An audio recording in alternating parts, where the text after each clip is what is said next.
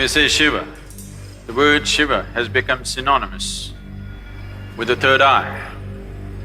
The third eye, what it means is, these two eyes are to look outside. These two eyes are capable of showing you the physicality of the existence.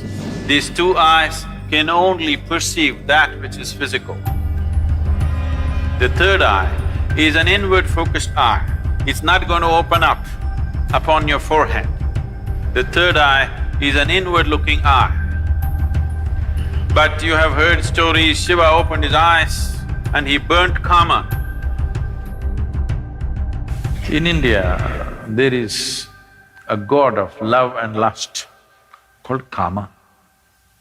Kama means lust, which you don't like to face it head-on, so you make it love.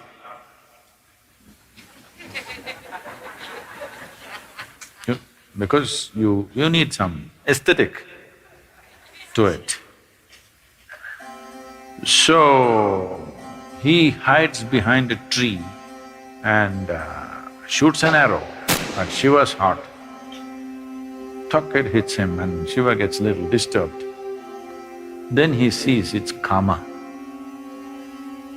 That is, it's his own lust coming up.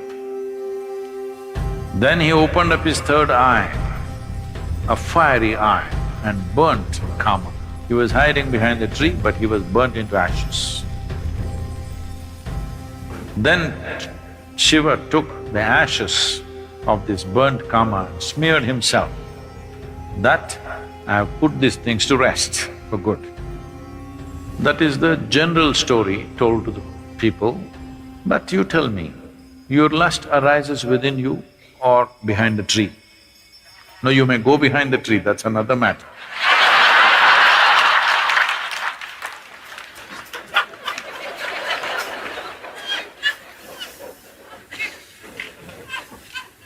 But where does it arise? Within you. Desire is not hanging outside. It is not because a beautiful woman or a beautiful man is sitting there, your desire comes. Because the desire, the Kama is within you. So he opened his third eye and burned the Kama within himself, not the one who is standing outside. Because he never ever stood outside. Please look at this and see.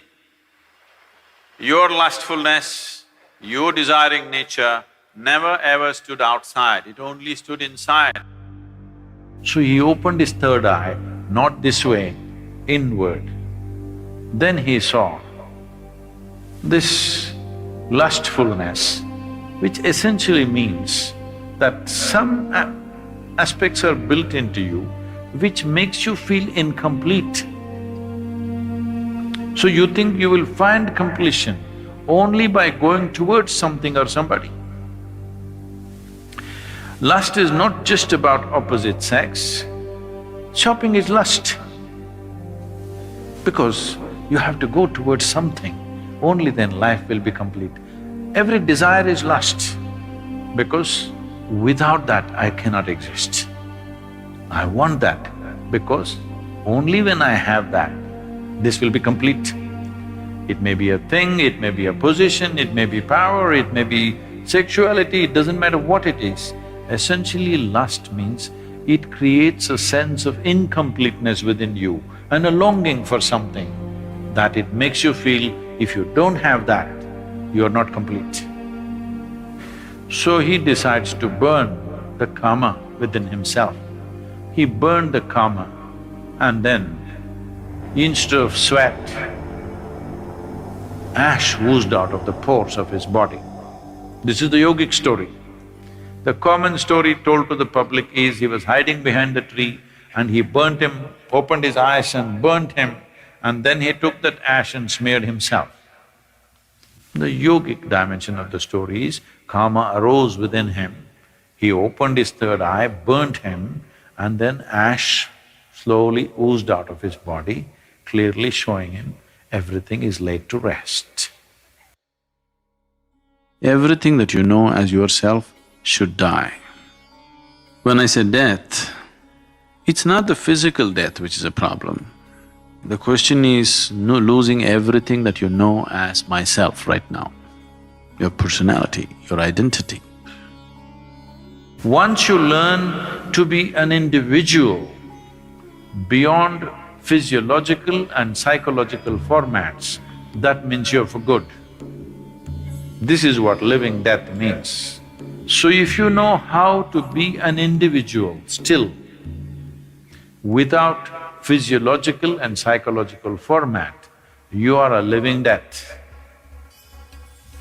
If you are a living death, you are eternal in your existence. It is time that you become living death so that you live eternally.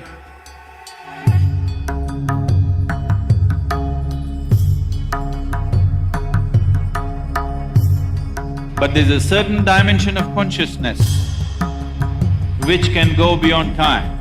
Yama came to claim his life. Markandeya, who knew the ways of life, just did one simple act.